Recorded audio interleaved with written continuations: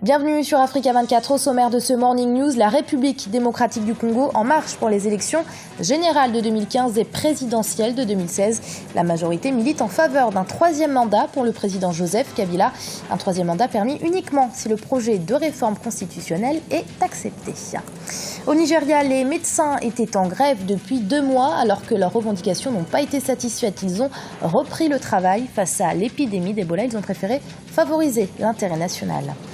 Le nouveau gouvernement en Centrafrique permettra-t-il au pays de sortir de la crise politique et sécuritaire qu'il traverse depuis la destitution du président François Bozizé? C'est en tout cas ce qu'espèrent les milliers de réfugiés qui avaient fui Bangui, la capitale. Un retour à la stabilité leur permettrait de rentrer chez eux. La question de la révision constitutionnelle pour permettre au président congolais Joseph Kabila de briguer un troisième mandat continue d'alimenter l'actualité du pays. Le ministre des Nouvelles Technologies, Tryphon Kinké Mulumba, a lancé le regroupement Kabila Désir qui milite pour que le président reste à la tête du pays. Guillaume Durand. Au cœur du débat sur l'éventuelle modification de la Constitution en République démocratique du Congo, le ministre des Nouvelles Technologies, Tryphon Kinké Mulumba, a lancé l'association Kabila Désir. Malgré le verrou constitutionnel, cette structure milite pour un troisième mandat pour le chef de l'État Joseph Kabila, en s'appuyant sur son bilan après 2 exercices. Il y a chaque jour des réalisations importantes, il y a chaque jour une économie qui bouge. Aujourd'hui, on est à un taux de croissance proche de 2 chiffres. C'est important. Chaque jour qui passe, le Congo change. Il y a des Congolais qui viennent au Congo après avoir passé une 40aine d'années à l'étranger et qui voient les réalisations du président Kabila et qui témoignent. Le ministre des Nouvelles Technologies invite surtout la diaspora congolaise, souvent très critique à l'égard du président Joseph Kabila, à venir voir les avancées connues par le pays ces dernières années. Avec les nouvelles technologies de l'information et de la communication, avec les réseaux sociaux, la diaspora participe au débat. Et souvent, cette diaspora n'est pas informée. Nous, en tant que gouvernement, nous avons obligation de lui apporter l'information. Et c'est pour ça que dans le cadre de cette association, j'ai lancé l'idée d'une sorte de charter qui viendrait prendre des Congolais ici, qui les amènerait vivre au Congo pendant 1 mois et qui leur amènerait pour que ces Congolais-là viennent voir les réalisations qui sont au pays. Si selon le ministre des Nouvelles Technologies, la question de la modification de la Constitution n'est pas encore sur la table, le PPRD, le parti présidentiel, a déjà commencé à sensibiliser ses membres sur le bien fondé d'une révision constitutionnelle.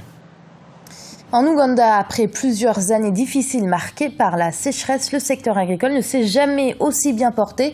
Majoritairement dominé par la production de cultures vivrières, il emploie aujourd'hui près de 68% de la population et tend vers la modernisation. Aminata Diak. En Ouganda, l'économie est traditionnellement basée sur l'agriculture. Le climat est favorable et les sous-sols riches permettent aux agriculteurs de prospérer. Pourtant, rien ne laissait présager dans les années 70 et 80 une évolution aussi remarquable du secteur agricole. Il y a quelques années, nous avons connu la sécheresse. Nous étions arrivés au point d'importer de la nourriture pour les Ougandais. Pour sortir le pays de la dépendance agricole, le gouvernement avait entrepris une réforme dès 1987 afin de moderniser le secteur agricole. Le plan de modernisation avait pour principal objectif de stimuler un secteur agro-industriel rentable, compétitif, durable et dynamique. Aujourd'hui, les nouvelles technologies s'invitent dans les pratiques agricoles de nombreux agriculteurs ougandais, leur permettant d'optimiser leur rendement. Ils nous ont formés sur de nombreuses technologies, comment planter du maïs dans les lignes, mettre les engrais, récolter et utiliser la manutention après récolte jusqu'à l'emplacement de charge. Il y a un peu de résistance chez les agriculteurs ultra-conservateurs, mais vous leur montrez comment, avec l'adoption de nouvelles technologies, ils peuvent augmenter la production et les rendements, et ils sont prêts à changer. En Ouganda, le secteur agricole reste fondamental car il est la principale source de moyens d'existence et d'emploi pour plus de 60% de la population. Aujourd'hui, le pays a presque atteint les objectifs du millénaire pour le développement en ce qui concerne la réduction de l'extrême pauvreté et la faim. Et alors que les autorités des pays touchés mettent tout en œuvre pour éviter la propagation du virus Ebola, un premier cas a été confirmé au Sénégal. C'est ce qu'a annoncé ce vendredi le ministère sénégalais de la Santé. Il s'agit d'un ressortissant guinéen en vacances au Sénégal. Il est actuellement hospitalisé au service des maladies infectieuses de Fann. Et au Nigeria, l'épidémie d'Ebola avait abouti à une grève des médecins, une grève de 2 mois qui a été suspendue. Les médecins ont en effet repris le travail, alors que leurs revendications sont restées insatisfaites. Ils justifient la fin de leur mouvement par l'urgence imposée par le virus Ebola. Reportage de notre correspondante Afolake Oyinloye, commentaire Florencia Saint-Poré. Les médecins ont regagné ce lundi leur poste de travail. Ils étaient en grève depuis 2 mois, mais avec la menace que représente le virus Ebola, ils sont de retour. Selon l'association médicale nigériane, la grève a commencé depuis le 1er juillet et a été suspendue dimanche dans l'intérêt national, alors que les négociations avec le gouvernement fédéral continuent.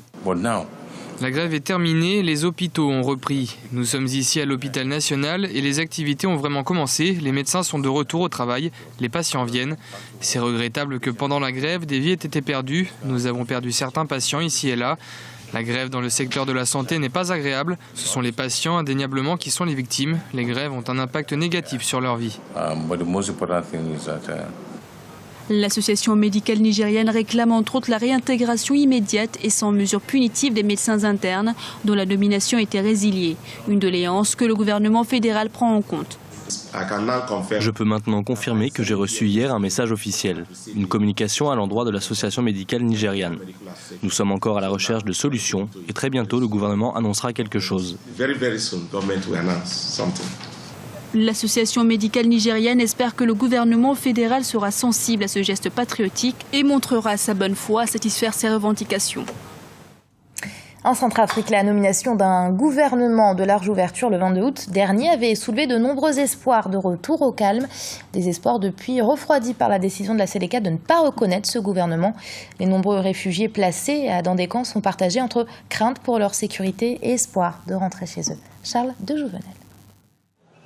En Centrafrique, des milliers de réfugiés qui avaient fui la capitale Bangui tentent de retourner dans leur foyer. Cependant, les conditions de vie et la situation sécuritaire précaire compliquent ce retour. Ces réfugiés doivent maintenant tenter de reconstruire les habitations et les infrastructures parfois endommagées ou détruites par les conflits. Le quartier d'Isongo a pour sa part été relativement préservé et ses habitants appellent à l'unité.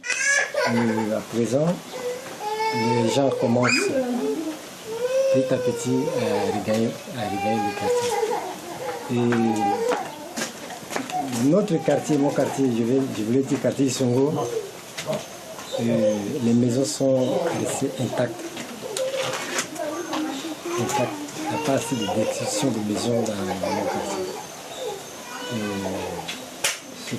C'est un appel que je lance à mes administrés qui souffrent un peu dans les bourses ou dans les sites. Mais des milliers de personnes déplacées restent encore sceptiques et craignent pour leur sécurité. Ainsi, dans ce camp, situé à proximité de l'aéroport de Bangui, près de 44 000 personnes sont toujours logées en attendant de voir la paix se réinstaller en République centrafricaine. Nous réclamons rien que la paix. Nous réclamons rien que la paix parce que le gouvernement ne serait pas en mesure de résoudre le problème que nous vivons actuellement. Quel miracle il va opérer? Mais nous demandons rien que la paix. Si la paix revienne, on va regagner notre maison avec notre famille pour s'occuper de notre vie quotidienne. Le conflit en Centrafrique a occasionné le déplacement d'un quart de la population, selon le Haut Commissariat des Nations Unies pour les réfugiés. Alors que l'annonce de la nomination d'un nouveau gouvernement de large ouverture suscitait l'espoir d'un retour rapide au calme, la décision de la Séléka de ne pas reconnaître ce gouvernement a quelque peu refroidi cet espoir. Et c'est la fin de ce journal. Merci de l'avoir suivi. Restez sur Africa 24. L'info continue.